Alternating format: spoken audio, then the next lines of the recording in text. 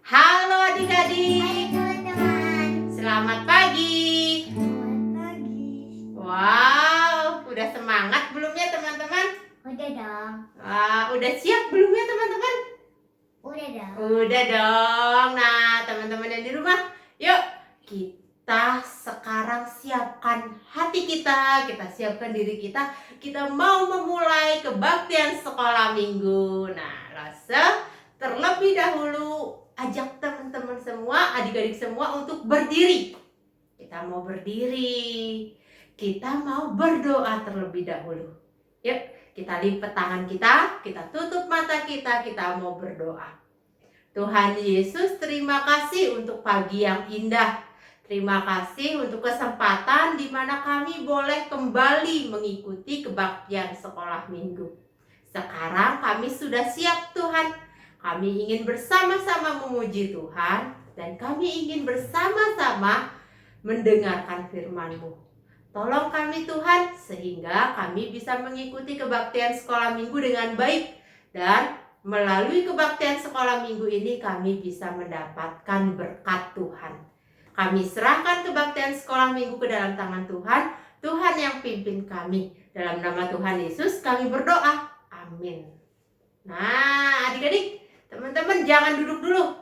Kita masih tetap berdiri ya, seperti kita berdua di sini ya, Flo. Iya. Iya, kita masih tetap berdiri. Kita mau naikkan satu pujian yang mungkin sudah tidak asing lagi buat kita.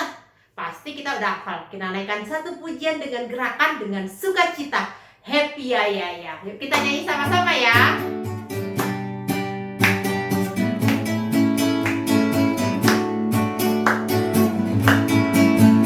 Happy ya ya ya, happy ye ye ye. Aku senang jadi anak Tuhan. Siang jadi kenangan, malam jadi impian. Cintaku semakin mendalam. Sekali lagi. Happy ya ya ya, happy ye ye ye. Aku senang jadi anak Tuhan. Siang jadi kenangan, malam jadi impian. Cintaku semakin mendalam. Lebih semangat lagi. Happy ya ya ya. Yang keras. Ye ye ye. Aku senang jadi anak Tuhan. Siang jadi kenangan, malam jadi impian. Cintaku semakin mendalam. Lebih semangat lagi. Happy ya ya ya, happy ye ye ye. Aku senang jadi anak Tuhan. Siang jadi kenangan, malam jadi impian. Cintaku semakin mendalam. Nah, Florence seneng gak jadi anak Tuhan? Seneng dong. Senang. Teman-teman yang di rumah, adik-adik yang di rumah senang gak ya jadi anak Tuhan? Pastinya senang dong. Kita bersukacita bersama. Kita sangat senang kalau Tuhan Yesus boleh memilih kita, memanggil kita sebagai anak-anaknya. Nah teman-teman, kalau kita dipilih Tuhan jadi anak-anak Tuhan, sukacita gak ya kita? Sukacita dong. Sukacita, senang gak ya kita? Seneng dong. Ada yang bilang gak mau gak? Enggak. Enggak ada yang bilang gak mau. Saat Tuhan Yesus panggil kita sebagai anak-anaknya untuk menjadi anak-anaknya, pasti ada sukacita di hati kita. Kita naikkan satu pujian yang mengatakan adalah sukacita di hatiku. Kita naikkan pujian ini sama-sama ya.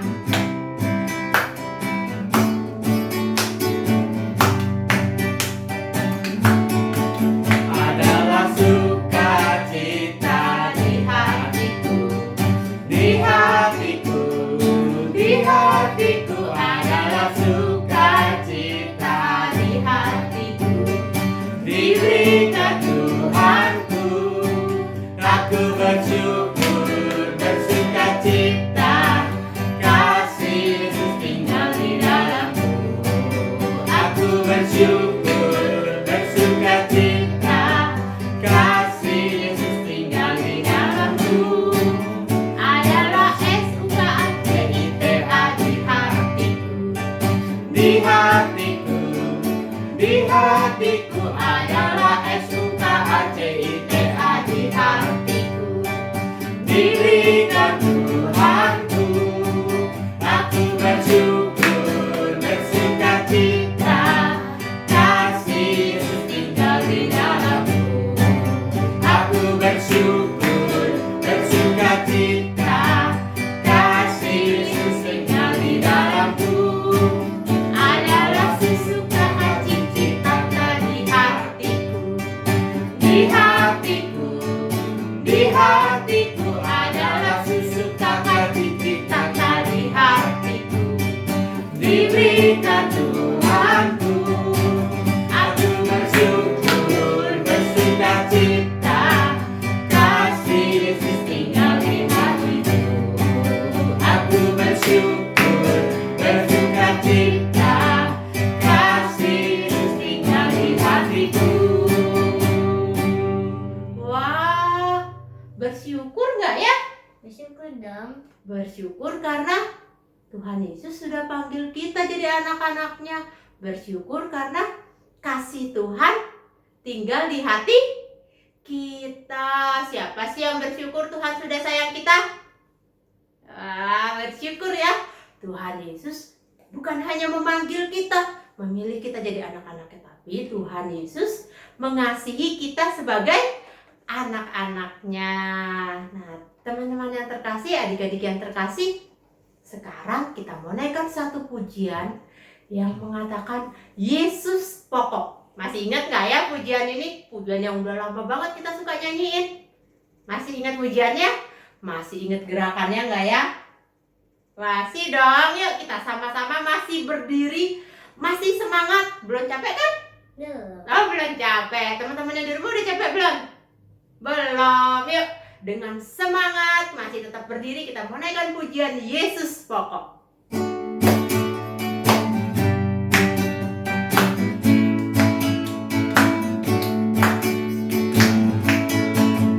Yesus pokok dan dikala caranya, tinggallah di dalamnya. Yesus pokok dan dikala caranya, tinggallah di dalamnya. Yesus pokok dan dikala caranya, tinggallah di dalamnya. Pastilah kau akan apa? Berbuah.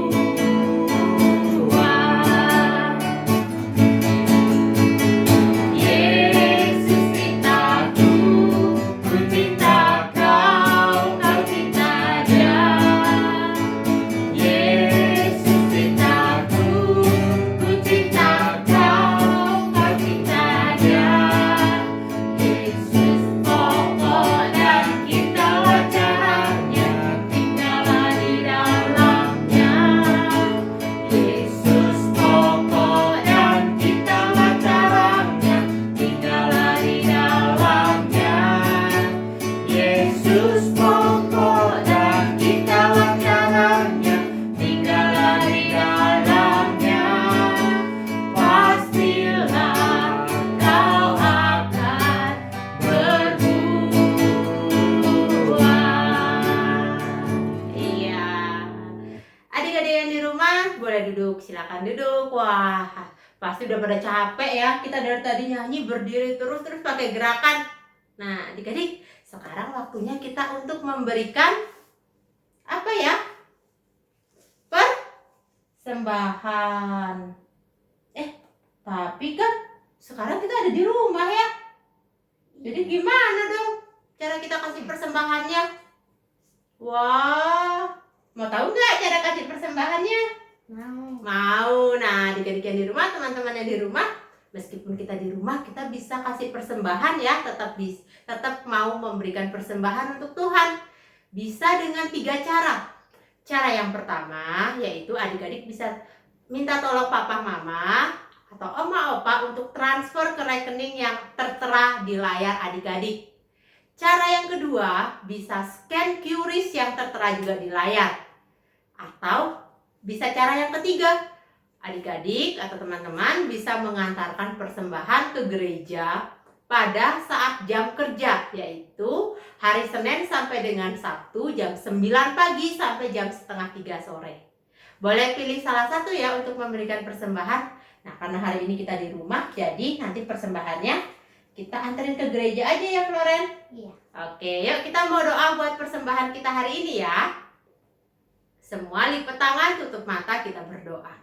Tuhan Yesus, terima kasih kalau kami boleh diberikan kesempatan untuk memberi persembahan. Kiranya persembahan yang kami berikan boleh berguna bagi sekolah minggu, bagi gereja Tuhan di GKI Saron. Tuhan juga tolong berkati orang tua kami yang boleh memberikan berkat-berkat-Mu dengan persembahan di sekolah minggu. Kiranya Tuhan boleh berkati orang tua kami dalam pekerjaan, dalam usaha mereka. Inilah doa kami ya Tuhan, dalam nama Tuhan Yesus kami berdoa, amin. Nah teman-teman, sekarang kita siapkan Alkitab kita. Kita siapkan Alkitab kita duduk dengan baik, kita duduk dengan manis, kita mau mendengarkan firman Tuhan. Selamat mendengarkan firman Tuhan. Halo adik-adik, kita ketemu lagi dalam sekolah minggu. Sekarang kita mau mendengar, membaca, dan merenungkan firman Tuhan. Tapi sebelum itu, kita berdoa terlebih dahulu ya. Langsung akan pimpin dalam doa. Dan kita berdoa, Tuhan terima kasih untuk pimpinan penyertaan Tuhan dalam sepanjang kehidupan kami.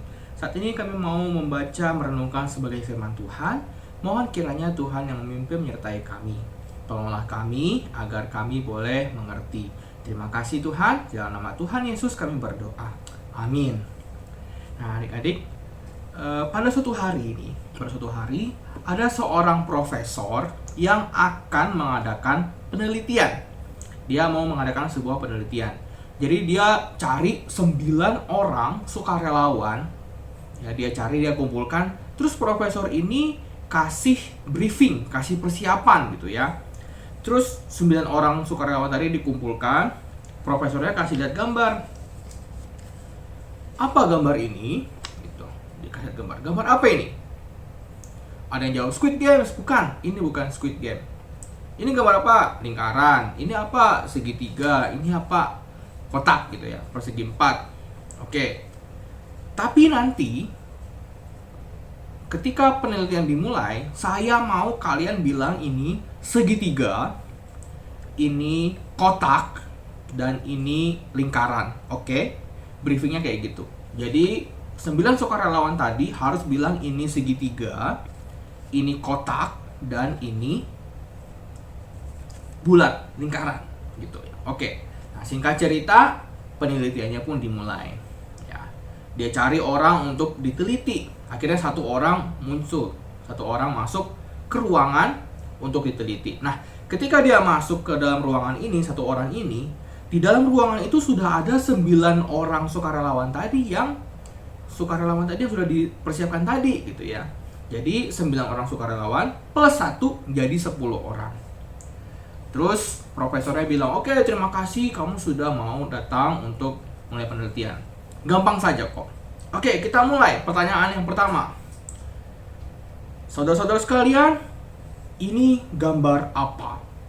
Nah, satu orang tadi yang nggak di briefing tadi, dia ngomong dalam hati, "Wih, gampang banget. Ini kan lingkaran. Semua orang tahu kalau ini lingkaran. Gampang banget gitu." Tapi kemudian mulai digilir jawab, "Ini gambar apa?" "Segitiga." Wih, kaget. Satu orang tadi tuh kaget. Kok yang satu-satu jawabnya segitiga gitu. Dalam hati dia ketawa juga gitu. Kenapa jawabnya segitiga? Orang juga tahu ini nih lingkaran, semua tahu gitu. Tapi giliran orang kedua jawab segitiga, Prof. Segitiga lagi. Orang ketiga jawab segitiga lagi. Sampai orang kelima, keenam, ketujuh semua jawab segitiga gitu. Sampai orang ke-8, orang ke-9 semua jawab segitiga. Tibalah giliran satu orang tadi menjawab, ini gambar lingkaran." Terus profesornya bilang, "Lingkaran?" Nah, oke, lingkaran. Pertanyaan kedua, saudara sekalian, ini gambar apa?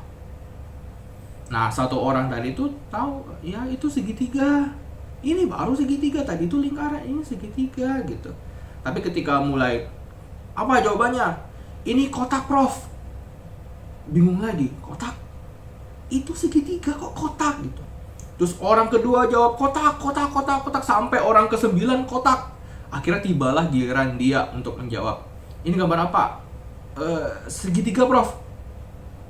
Kamu yakin ini segitiga? Iya. Oke, segitiga. Yang terakhir, saudara, ini gambar apa? Wah, terus mulailah dijawab. Apa? Gambar apa? Lingkaran. Ini orang yang satu tadi sudah keringat dingin. Kenapa orang jawabnya beda-beda ya? Apa mataku yang salah ya? Dia kucek-kucek. Enggak, itu kotak. Tapi lingkaran dari mana? Tapi terus orang pertama jawab lingkaran sampai orang ke-9 lingkaran. Terus sampai lagi dia menjawab, ini bentuk apa? Ini gambar apa? Dia mulai keringatan, dia takut gitu. Dia lihat orang-orang di sebelahnya, mereka juga ngelihat ini lingkaran, Prof. Akhirnya dia jawab lingkaran. Nah, adik-adik, dari penelitian tadi, profesor akhirnya mempunyai kesimpulan seperti ini. Secara alamiah, manusia itu takut kalau beda sendiri. Jadi, manusia itu dia cenderung merasa aman kalau dia itu ada yang lain, orang lain yang bersama-sama dengan dia. Ya, walaupun itu salah, tapi ketika orang banyak itu ikut salah, dia merasa aman. Wah, aku nggak salah sendirian loh. Jadi, meskipun dia tahu kalau ini adalah kotak, tapi karena semua jawabnya lingkaran, dia takut beda sendiri. Akhirnya dia jawab ini lingkaran, sama dengan orang yang tadi. Padahal ini adalah kotak, tapi dia takut sendirian, akhirnya dia ikut-ikutan salah. Nah, adik-adik, meskipun manusia itu memang secara alami dia nggak berani jalan sendiri, dia takut, dia lebih ingin bersama-sama dengan yang lain, tapi di Alkitab ada loh orang yang tetap berani walaupun dia sendiri. Siapakah dia? Dia adalah Daniel. Nah, adik-adik, diceritakan di Alkitab, ya, Daniel ini adalah seorang pejabat tinggi. Kedudukannya sangat tinggi. Tapi di antara semua pejabat, Daniel ini adalah yang paling pintar, yang paling cerdas, paling hebat, pokoknya paling semuanya dan melebihi semua pejabat yang lain. Nah, karena itu, ya, kita baca dulu di Alkitab nih. Ya, nggak usah baca ini. Di Daniel pasal 6 ayat 4 ya. Nggak usah baca untuk kita semua. Maka Daniel ini melebihi para pejabat tinggi dan para wakil raja itu. Karena ia mempunyai roh yang luar biasa. Dan raja bermaksud untuk menempatkannya atas seluruh kerajaannya. Nah, adik-adik, karena Daniel ini luar biasa pintar, luar biasa hebat, dia bijaksana, maka raja saat itu, yaitu Raja Darius, dia itu pengen angkat Daniel ke jabatan yang lebih tinggi lagi. Bayangin, dia jabatannya sudah sangat tinggi, mau diangkat lagi sama Raja Darius. Nah, tentu ini adalah posisi yang sangat-sangat tinggi, bahkan mungkin nomor 2 di seluruh kerajaan mungkin gitu ya. Nah, tapi di balik rencana untuk pengangkatan pangkat Daniel ini, ada orang yang nggak suka, nggak setuju kalau Daniel itu dinaikin lagi ke posisi yang lebih tinggi. Orang ini nggak suka, orang ini nggak rela. Siapakah orang-orang itu? Nah, orang-orang ini adalah pejabat-pejabat tinggi lainnya yang sama-sama seperti Daniel. Ya, jadi Daniel kan nggak sendirian, ada beberapa pejabat yang lain. Tapi ketika Daniel mau diangkat, yang lain ini nggak suka, dia nggak mau. Akhirnya apa yang orang-orang ini lakukan, adik-adik? Nah, orang-orang ini mereka berusaha mencari-cari kesalahan Daniel. Salahnya di mana? Tapi mereka nggak menemukan satu pun kesalahan Daniel, mereka nggak bisa temukan. Karena Daniel tuh kerjanya jujur, dia juga pintar, dan lain sebagainya, pokoknya luar biasa lah. Mereka nggak bisa temukan kesalahannya Daniel. Nah, satu-satunya yang bisa dia jadikan alasan oleh orang-orang yang jahat tadi itu adalah kebiasaannya Daniel dalam berdoa kepada Tuhan. Soalnya Daniel ini adalah orang yang saleh, adik-adik. Nah, dari sini orang-orang yang nggak suka sama Daniel tadi, mereka punya ide. Kayak ada lampu, ting! Aha, aku punya ide. Terus mereka langsung cepat-cepat mereka menghadap Raja Darius dan mereka mengusulkan sebuah peraturan. Peraturan apakah itu yang mereka usulkan? Nah, kita lihat sama-sama ya. Lalu saya akan bacakan Daniel 6 ayat 8 sampai 9. Dari 7b deh. Ya Raja Darius, kekalah tuanku. Wah, disanjung-sanjung dulu rajanya, baru diusulkan seperti ini. Semua pejabat tinggi kerajaan ini, semua penguasa dan wakil raja, para menteri dan bupati telah mufakat supaya dikeluarkan kiranya suatu penetapan raja dan ditetapkan suatu larangan agar barang siapa yang dalam 30 hari menyampaikan permohonan kepada salah satu dewa atau manusia kecuali kepada Tuanku ya Raja, maka ia akan dilemparkan ke dalam gua singa. Oleh sebab itu ya Raja, keluarkanlah larangan itu dan buatlah suatu surat perintah yang tidak dapat diubah menurut undang-undang orang Media dan Persia yang tidak dapat dicabut kembali. Nah adik-adik, jadi mereka mengusulkan selama 30 hari atau 1 bulan ya, semua orang itu nggak boleh berdoa kepada dewa manapun, nggak boleh bikin permintaan kepada siapapun kecuali Raja Darius itu. Kalau melanggar akan dihukum, dilemparkan ke dalam gua singa. Nah, terus peraturan yang diusulkan ini bukan peraturan biasa, tetapi adalah peraturan yang tidak dapat dicabut kembali, bahkan oleh raja sendiri. Nah, akhirnya Raja Darius pikir, kayaknya menarik juga ini ya. 30 hari loh, orang cuma berdoa sama aku loh. Kayaknya menarik. Oke, bikin peraturannya. Jadi, Raja Darius benar-benar dia membuat peraturan itu. Gak boleh ada satu orang pun yang berdoa atau menaikkan permohonan kepada dewa-dewa atau manusia lain selain kepada Raja Darius saja. Nah, kemudian ada ini ketika peraturan itu baru diresmikan, diteken gitu ya sama cincin materai raja, mungkin apa diresmikan lah, disahkan gitu. Daniel tahu nggak peraturan ini? Daniel tahu adik-adik. Daniel tahu peraturan ini. Daniel tahu ada peraturan yang baru disahkan, tahu. Tapi kan selama ini Daniel selalu berdoa sama Tuhan ya. Terus ketika ada peraturan baru ini, apa yang Daniel lakukan? Kita lihat di dalam ayat 11 nih, langsung bacakan ya. Demi didengar Daniel bahwa surat perintah itu telah dibuat, pergilah ia ke rumahnya. Dalam kamar atasnya ada tingkap-tingkap yang terbuka ke arah Yerusalem. 3 kali sehari ia berlutut, berdoa serta memuji Allahnya seperti yang biasa dilakukannya. Nah, jadi adik-adik kita lihat meskipun ada peraturan baru, tapi Daniel tetap berdoa kepada Tuhan seperti yang biasa dilakukannya. Jadi dia sama sekali nggak berubah, dia tetap setia sama Tuhan. Luar biasa ya adik-adik, luar biasa. Daniel tahu peraturan itu, Daniel juga tahu hukumannya kalau dia melanggar, tapi dia tetap berdoa. Dia berani. Kenapa Daniel berani adik-adik? Karena Daniel tahu bahwa apa yang dia lakukan itu adalah benar. Jadi dia berani menentang aturan dunia karena dia tahu bahwa apa yang dia lakukan itu sesuai dengan kehendak Tuhan. Terus akhirnya gimana adik-adik?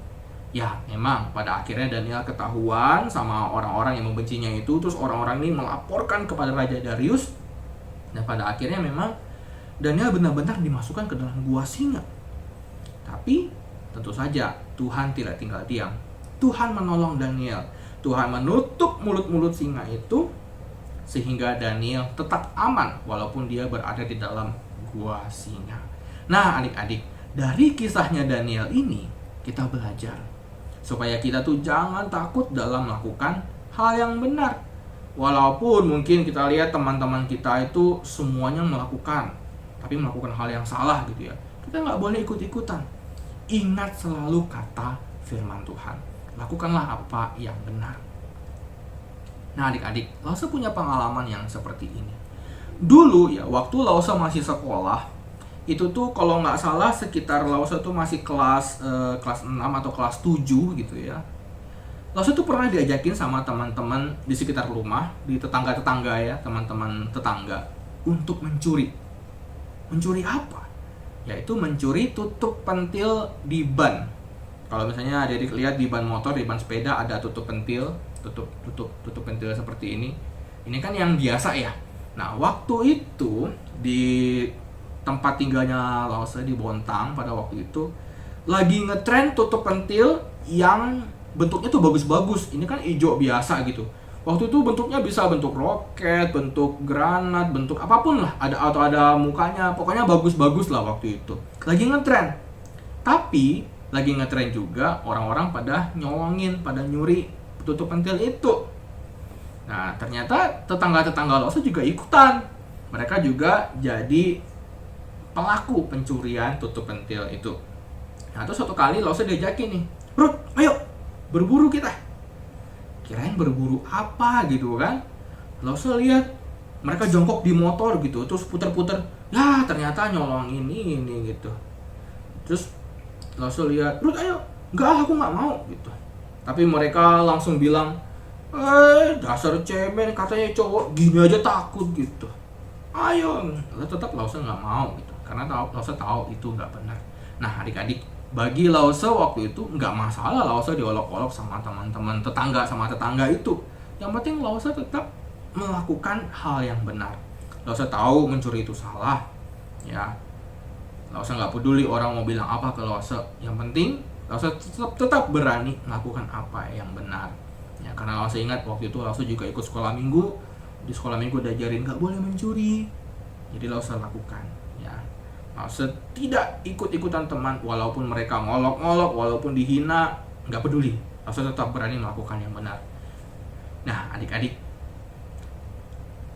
di masa depan kita nanti, masa depan adik-adik semua, Lause nggak tahu di dalam kehidupan adik-adik di masa depan, adik-adik akan bertemu dengan orang-orang yang seperti apa. Ya, Lause nggak tahu. Kalau misalnya orang-orang di lingkungan adik-adik itu adalah orang-orang yang baik, oh bersyukur sekali, sangat bersyukur. Tapi kalau misalnya orang-orang yang ada di sekitar adik-adik adalah orang yang mengajak adik-adik untuk melakukan hal yang tidak baik, adik-adik jangan mau ya, jangan mau ikut-ikutan. Meskipun misalnya orang-orang itu ngancam-ngancam, nanti aku nggak mau temenan lagi sama kamu, ya nggak apa-apa. Masih banyak orang-orang di luar sana, orang-orang yang baik yang bisa jadi teman adik-adik. Yang penting adik-adik semua, kita berani melakukan apa yang benar. Kita berani melakukan kebenaran. Meskipun orang-orang sekitar kita melakukan yang nggak benar, kita sendiri yang benar, nggak apa-apa. Jangan takut, kita tetap berani karena benar. Kita ingat firman Tuhan, kita ingat semua yang diajarkan dalam firman Tuhan dalam sekolah minggu, dan kita lakukan itu. Kita tetap melakukan hal yang benar. Oke? Mari kita berdoa adik-adik. Tuhan, terima kasih karena pada hari ini kami boleh belajar melihat seorang hamba-Mu yang setia, yaitu Daniel. Terima kasih ya Tuhan, dia boleh menjadi contoh bagi kami semua pada hari ini. Meskipun dia pada waktu itu hidup di tengah-tengah orang-orang yang menyembah dewa-dewa ataupun yang tidak berdoa kepada Tuhan, dan dia sendiri yang berpegang pada kebenaran, tetapi dia tetap berani. Oleh karena itu Tuhan, kami mohon kiranya Tuhan juga menganugerahkan kepada setiap kami keberanian untuk melakukan kebenaran. Kami anak-anak-Nya Tuhan, pimpin sertai sepanjang kehidupan kami, baik kami di sekolah, di rumah, di antara tetangga kami, maupun dimanapun kami berada. Kiranya Tuhan yang boleh terus tolong supaya kami boleh tetap terus melakukan kebenaran. Terima kasih Tuhan, terima kasih. Kiranya renungan hari ini tidak berlalu begitu saja, tapi kami boleh ingat terus senantiasa. Terima kasih ya Tuhan. Di dalam nama Tuhan kami Yesus Kristus, kami telah berdoa dan kami bersyukur. Amin.